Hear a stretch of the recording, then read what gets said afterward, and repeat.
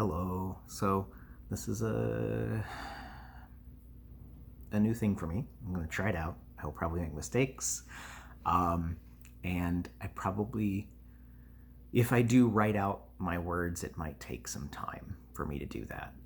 So I'm sorry that I don't have a closed caption option immediately, but I'm trying things out. So I wanted to talk about, unfortunately at this point, last week's Parsha. It's been a bit of a week for me. So Vayetze, which is after Toldot, which is when, oh, hello, Ken, which is after Yaakov and Esav have their big brotherly confrontations. So they've had their confrontations, and both of Yaakov's parents say, maybe you should, now's a good time to get out of here for a while, right? Your brother's kind of pissed at you, so rise up, go away. His mother, Rivka, even says flee. She's very worried for him. So, Vayetze Yaakov, Jacob goes out. Right off the bat, Vayetze, why does he go out? Like, what? Why doesn't Jacob just go? Right? So, Vayetze Yaakov mib'er shava vayelech harana. So Jacob goes out from Be'er Sheva, and he walks, literally walks, towards Haran. Why two verbs? Why doesn't Jacob just go to Haran, go towards Haran? So Yaakov is leaving everything he knows. Yaakov was a tamish, a simple person, living in these tents, loving his life there. And he gets cast into greater drama, familial drama and trauma that he cannot avoid as a human. And it creates a tension in him. He is no longer simple, he is complex. Wow, you are all up in my space, bud. I love you too. Can you step back, please? Thank you. And so Yaakov doesn't just leave. He goes out. He has to leave himself. But unlike Avraham, who gets this beautiful missive from God, Lech Lecha, God tells Abraham to go to himself, to leave the land. Yaakov doesn't get that. Yaakov doesn't have God telling him jack shit, frankly, when he leaves, when he goes out. He does that Yaakov does that of own accord. So Yaakov Yetze from Beersheba, which is where his father and his mother are living right now, and goes towards Haran. Vayifga ba'makom, and he encounters the place. Now, first off, the place. What place, right? The place. What is the place in Judaism? What is the moment of Judaism? The Akedah, the binding of Isaac, the binding of Yitzhak. Our rabbis say he encountered that place, whether physical or metaphorical or spiritual. He encountered the realization of that was something that happened, that was a reality.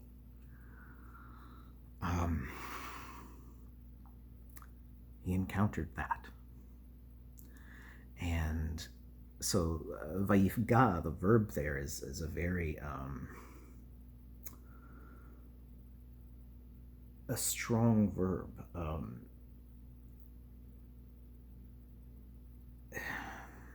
It belies a certain sort of physicality to things coming together. There's no buddy, you can't sit on my book. Thank you.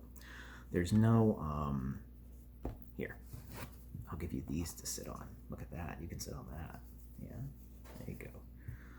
An encounter, it's morally neutral, right? There's no joy. There's no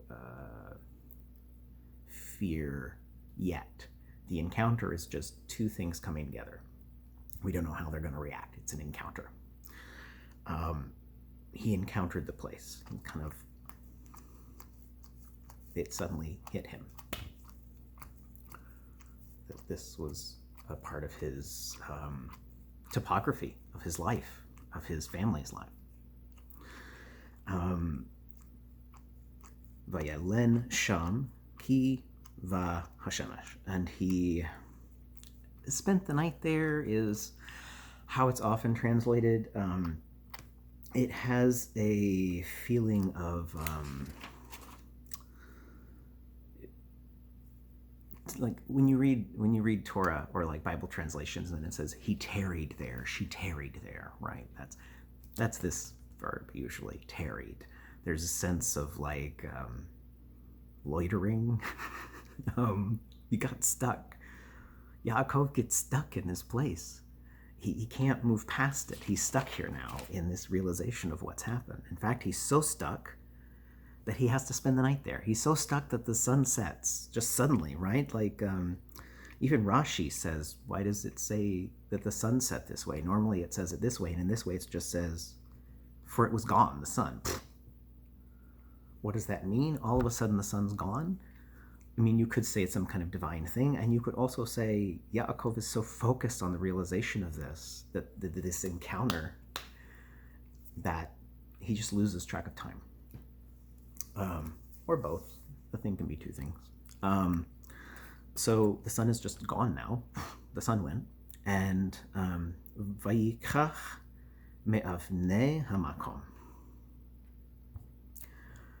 And he takes...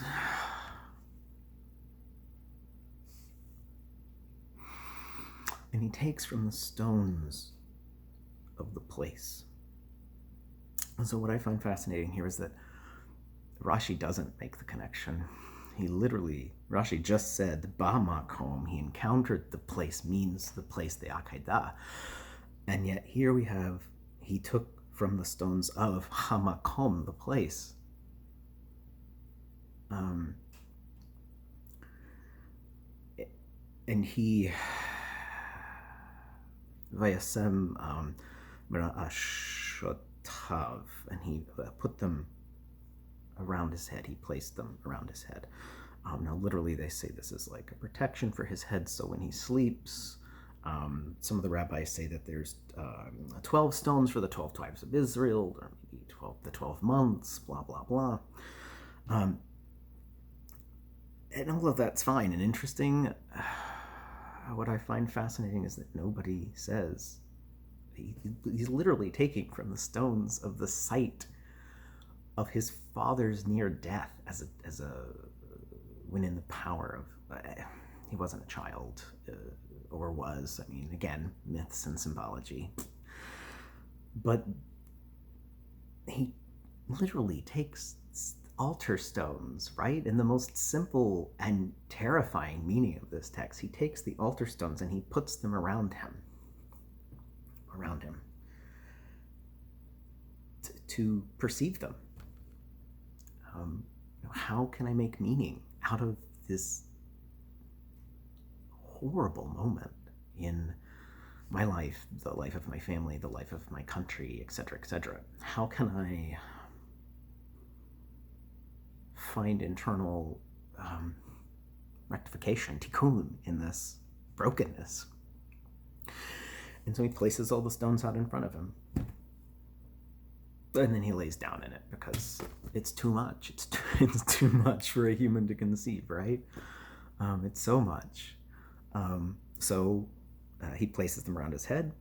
Vayishkav b'makom hahu, and he lays down in the place in his attempts. He's still stuck here now. Like he's at least just not like loitering now. He's at least trying to come up with a conception of what this place means, but it's still too much. So he lays down in the middle of it, which again, can't blame him on that one.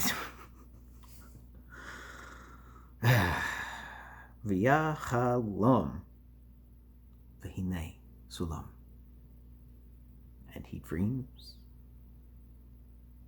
and behold, a ladder. beautiful image that we've all probably seen tons of paintings of, drawings of, interpretations of, writings about. Mutsav artsa v'rosho magia hashemayma. So the ladder is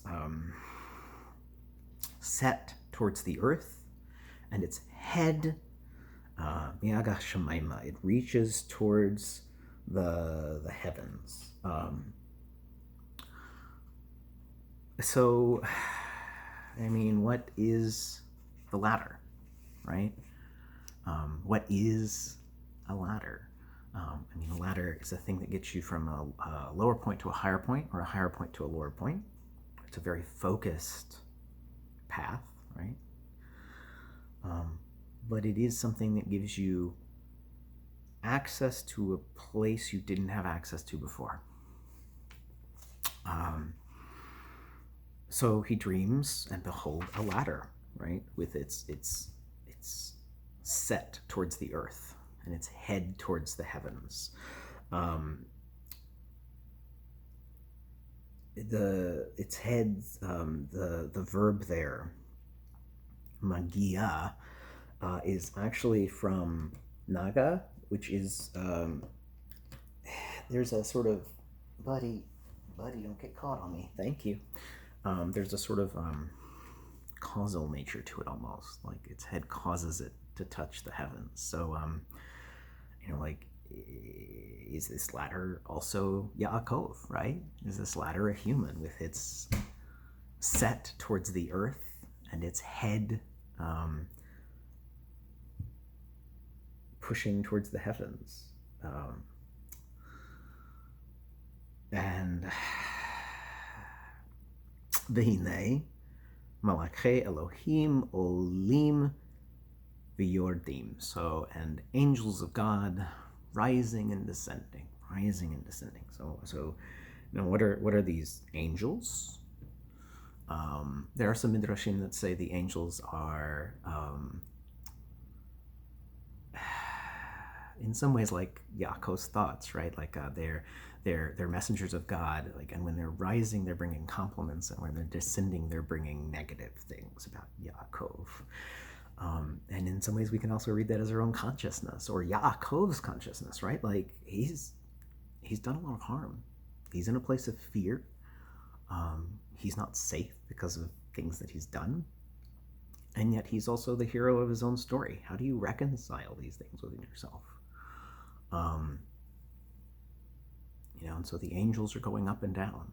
Like your mom told you had to. Like, God backed her up on this, but also, like, you've hurt your brother and now you're in danger and this is scary. And also, I'm going to go out and I'm going to be my own human. Like, I can do this. And also, it's very lonely and scary out there when you don't have a community of safety.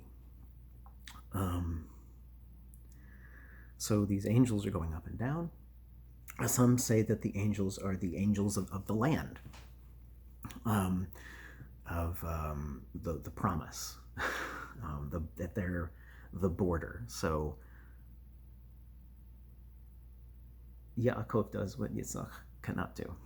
Yaakov leaves the land. Avraham is not from the land, right? Avraham comes from a strange place, and he comes into the land, and he descends into Egypt, and then he comes back to the land. Yitzchak never leaves. Yitzchak has to spend his spiritual life reconciling what his father did in the land. He spends his time digging out wells, reliving some of the stories his father lived and reconciling them. But he never leaves the land. In fact, Hashem tells him he can't go down to Egypt. He's not allowed to. Yaakov can do these things because he is the reconciliation between the openness of Avraham and the closedness of Yitzchak. He is the balance point. So these angels are leaving him as he leaves the land, and he's getting like a new batch of angels that's coming up to him.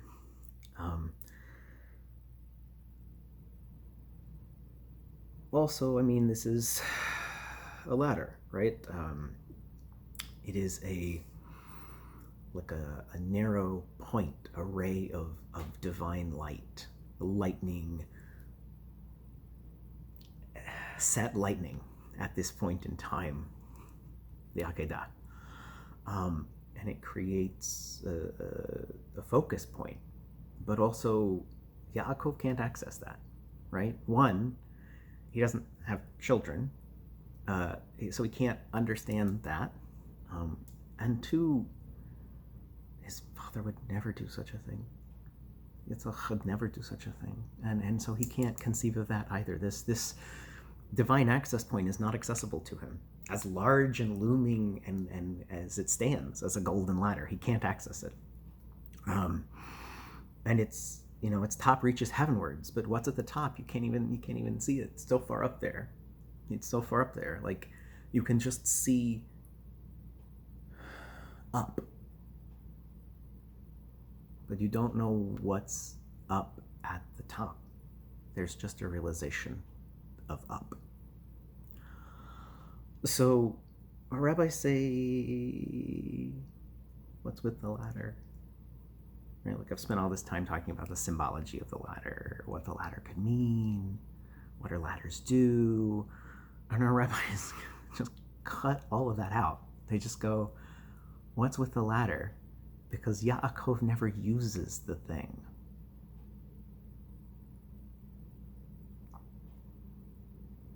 A ladder is for using. A ladder is a tool.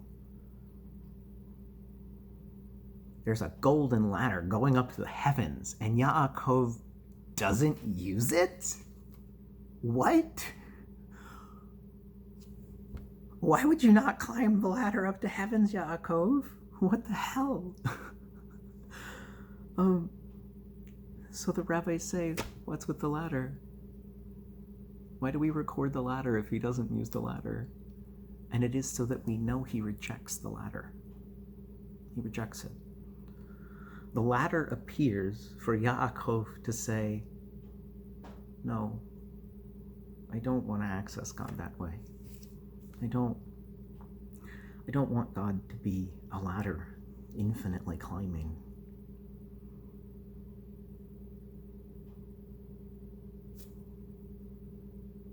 The Hineh Hashem.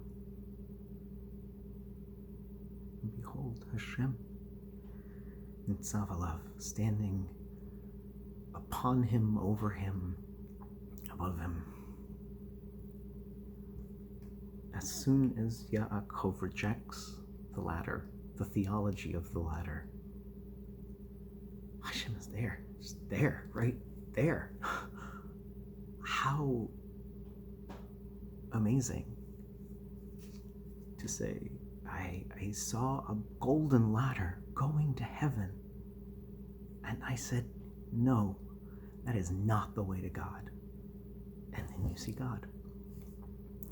And Hashem blesses Yaakov in all the ways that Hashem often blesses people in the Torah because of the culture they're in. So, was standing upon him, and he said, really? Nobody, no, you can't sit on my Torah. Go. Thank you. And he said, Ani Hashem, Elohei Avraham Avicha, Elohei Yitzchak. I am Hashem. And I mean, this is the name of God, right? This is not El Shaddai. This is not L'chait Ro'i of Hagar. This is not this is not Elohim even. This is Hashem, the sacred name. Yaakov rejects the ladder and is immediately met by the full presence of the divinity, the infinite divinity of God.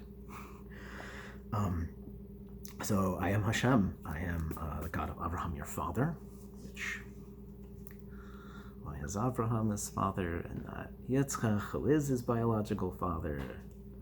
I'm not going to get into it. There's a lot of writing on that. It's really cool shit, but it's not what I'm going to get into.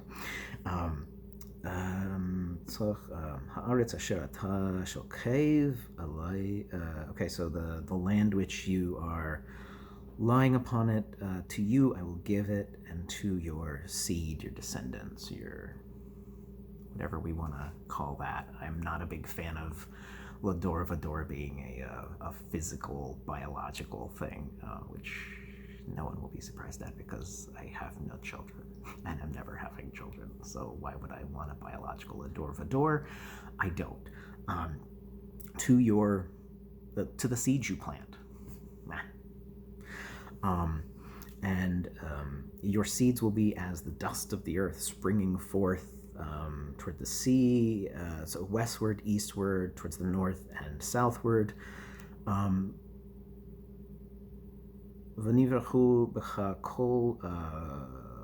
Okay, so all the families of the earth, they will be blessed in you, with you, and by the seed you plant. Hineh, Anochi imach, and behold, I am with you. I am guarding you in all of your ways, and I will return you to this soil, Ha'adama Hazot, for I will not forsake you until which I've done what I said to you. Now, a lot of this is, of course, about the promise of Abraham and Yitzhak. I am actually less concerned with Hashem's blessings than I am with the other things in this story. So I'm just going to turn the page. So, Vayikatz Yaakov. So, Jacob wakes from his sleep. Vayikatz. Even sounds kind of harsh, right? There's a Hebrew noun, ketz, which means an end of something, like the end of a rope that's been cut off. Unlike sof, like ein sof, like sof is like a safa, like there's a cyclical aspect to it. And so God is, of course, ein sof because God has no cycles. God is just God. So how God is, of course, ein sof, without an end, without the cycle. Katz, ketz, cut. This is like a terminal end. Almost like Jacob startles from sleep. Vayikatz Yaakov. I'd startle too if I had that kind of dream and Hashem suddenly stood over me. I might wake from sleep a little startled too.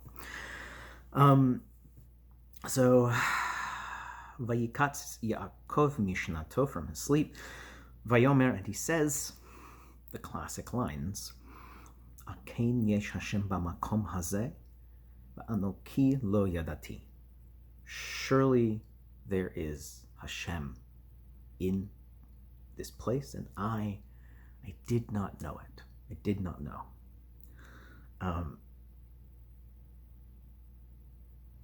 So what is the first thing that happens when Yaakov wakes from this dream, which, while not negative, is also kind of overwhelming, a little terrifying in its overwhelmingness, right? It's not bad, but it's a lot. The first thing Yaakov does,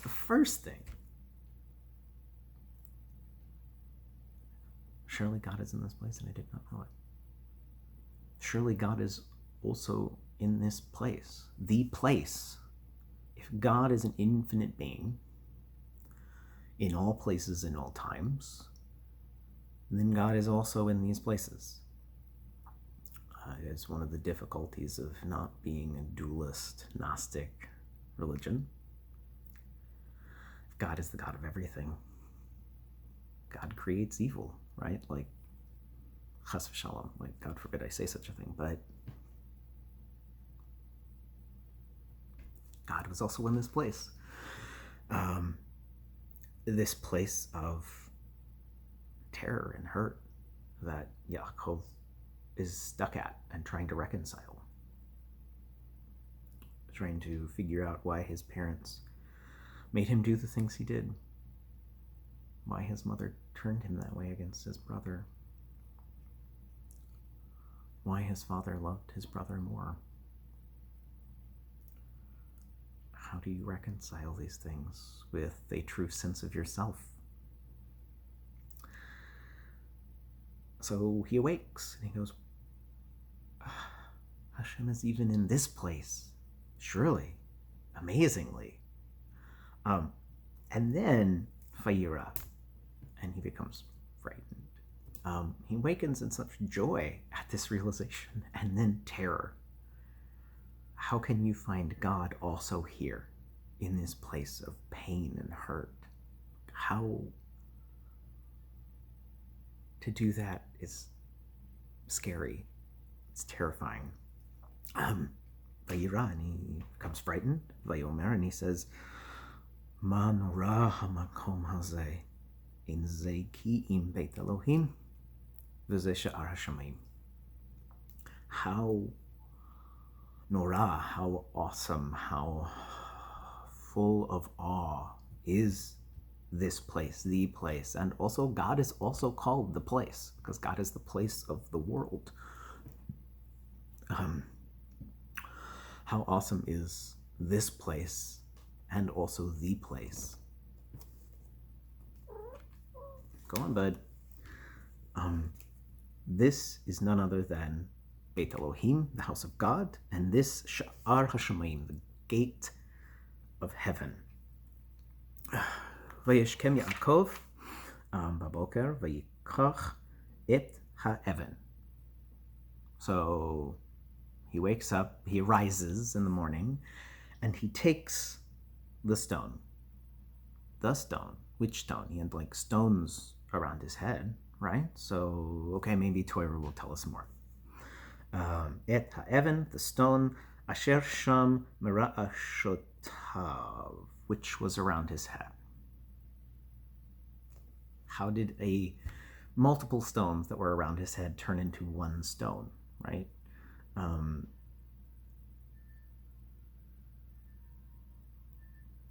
He's reconciled it. There's been a tikkun, a repair. He laid down, unable to grasp the totality of the picture. It was all in parts. Sharp stones. Stones, you don't put together stones, right? Like stone isn't clay. Stone isn't a metal that you can like heat up and work together. Stone is stone. You can't reconcile stone. And yet, through this moment, he reconciles these sharp, distinct parts into one totality. And so he takes that stone that were once stones around his head, and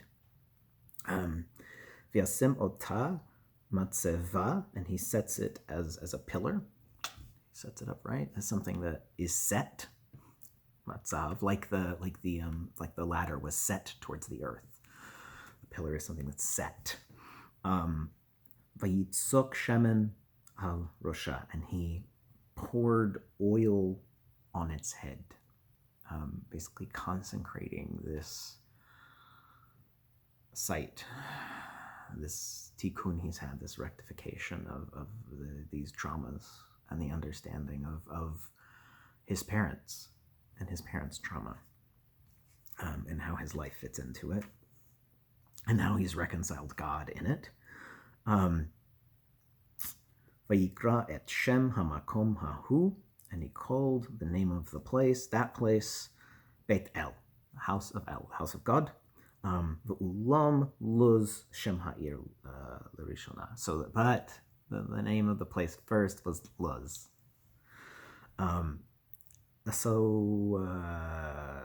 What is Luz? Let's end on that. That's enough, because I'm almost at 30 minutes else. So, in Jewish tradition, the Luz is the place of a human body that can never be destroyed. It is the physical part of the body from which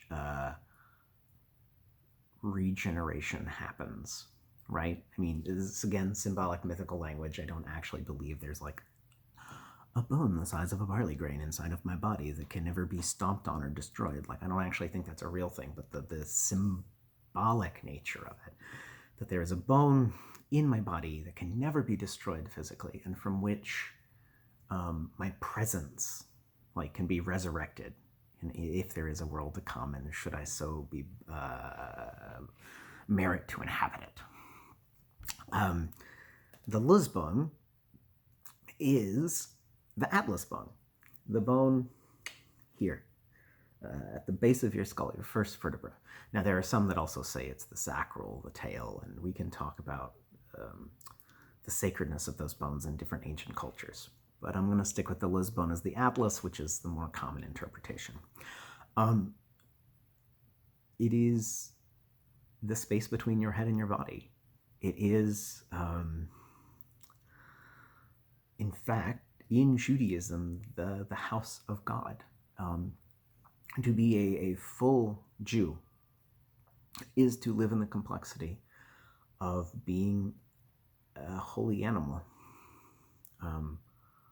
That your mind and your body are not separate things, but they are intimately connected to each other through that bone. And that bone, Luz, is Beit El, is the house of God itself. The connection between our bodies and our minds is a sight of God, and to cut that point off is to destroy a connection of God in us. And Yaakov knows this. Yaakov is, in many ways, our embodied ancestor. When the rabbis tell all these stories about how Yaakov takes on Esav's physicality, how before the moment, before his stories of getting the birthright and the blessing, he doesn't do much, right? Esav is the one going out and doing things. He's hunting, he's doing this, he comes fully formed. Yaakov is just sitting in the tents quietly, smooth, not doing much. But when he gets thrust into the family trauma, he takes on parts of the outside world and things he didn't used to know about, and now he has to incorporate those parts of himself into a full being. Yaakov, of all of our ancestors, knows how easy it can be to separate your head and your body, because that's what Esav is. Esav is the progenitor of Rome, of Greek philosophy, of the separation of the mind over the body, the mind versus the body, that they are two things at war with each other. And Yaakov rejects that. Yaakov knows that the site where our mind and our body meet is a holy place of God, and that they are not separate. To separate them is to perform the deepest cut. Yaakov looks to be a total human, mind and body connected towards some greater purpose. And the Luz is the Beit El. It is the house of God. Our bodies and our connection to them is holy.